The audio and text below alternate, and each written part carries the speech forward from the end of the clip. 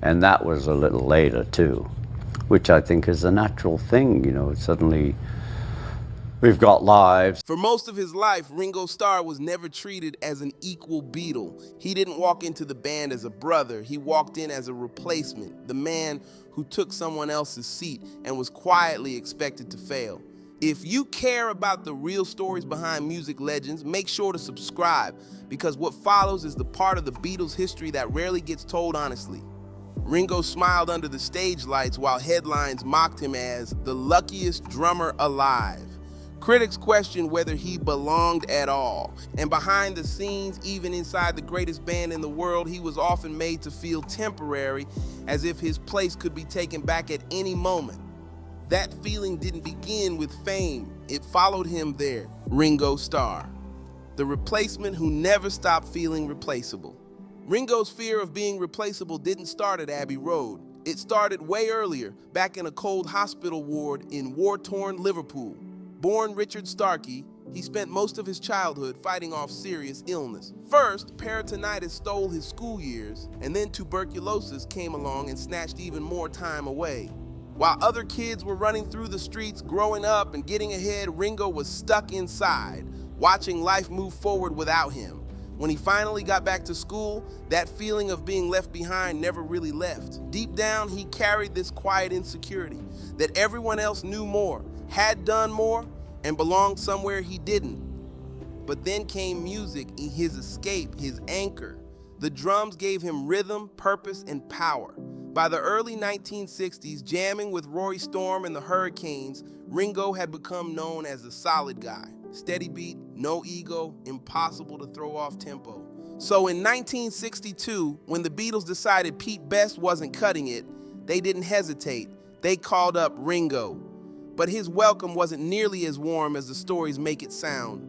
Within days of joining, Ringo showed up at EMI Studios proud and ready to prove himself, and only to find out he wasn't even playing on Love Me Do. Producer George Martin had brought in Andy White instead, thinking Ringo wasn't ready for the big time. Years later, Ringo confessed that moment cut deep. For someone who already felt like a stand-in, it was a brutal reminder. He still wasn't truly chosen, just temporarily useful. Paul McCartney, the perfectionist who made Ringo feel small. When Brian Epstein died in 1967, everything inside the Beatles started to crumble. He'd been their anchor, the one who kept their chaos balanced. And once he was gone, the band lost its direction completely. That's when Paul McCartney stepped up, trying to fill the hole Epstein left behind. Fueled by ambition and fear that the group might fall apart, Paul took charge with a kind of intense energy that looked like leadership from the outside. But inside the studio, it started to feel more like control. Paul didn't just write songs anymore, he ran the sessions. He told people how to play their parts, corrected their tones, and even dictated how their instruments should sound. For Ringo, who already carried years of doubt and that old sting of being underestimated, it started to eat away at him. The breaking point hit during the White Album sessions in 1968. Paul kept nitpicking one of Ringo's drum patterns until finally he sat down behind Ringo's own kit to show him how it should be done. For someone who had once been replaced on his very first Beatles track, that moment hit like a punch. It wasn't just a correction, it was confirmation of his deepest fear. Ringo didn't argue, didn't yell, he just walked out. He vanished for nearly 2 weeks while the others tried to carry on without him. Later, he admitted how painful it was to be treated like a spare part instead of a partner. When he finally came back, they greeted him with flowers and smiles, but deep down, that wound never really healed. John Lennon and Yoko Ono, when loyalty shifted. If Paul made Ringo feel small, John Lennon made him feel completely left behind. John had always been Ringo's emotional rock, the one he looked up to the most, the guy who could turn tension into laughter with just a few words. But by 1968, something changed. That easy bond started slipping away, replaced by a new dynamic that Ringo couldn't quite reach anymore. Yoko Ono wasn't just by John's side, she was everywhere. In the studio, in the songwriting, even in the creative decisions that once belonged only to the four Beatles. The band had always been this tight, unbreakable circle. until suddenly it wasn't. During those tense recording sessions, Yoko spoke up and John instantly backed her every time. When Ringo tried to express how awkward it felt, John brushed him off with a cold line, "Just keep it even." It wasn't about rhythm, it was about who still had a voice that counted. For Ringo, who always valued peace and unity, watching John's loyalty shift away from the band hit harder than any argument ever could.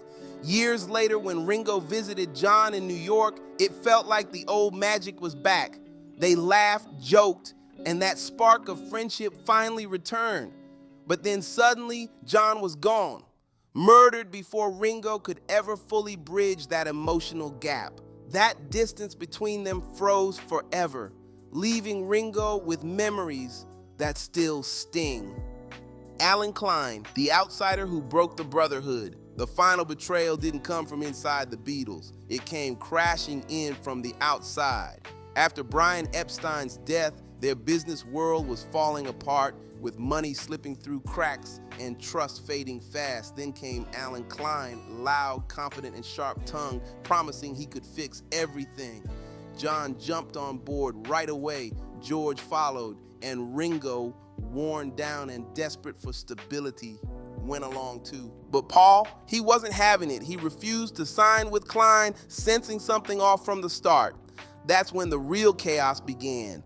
Klein didn't just manage the band, he played them against each other, feeding tension and turning every disagreement into an all-out war. Suddenly, every major decision became 3 against 1, and friendships started crumbling under the weight of contracts and mistrust.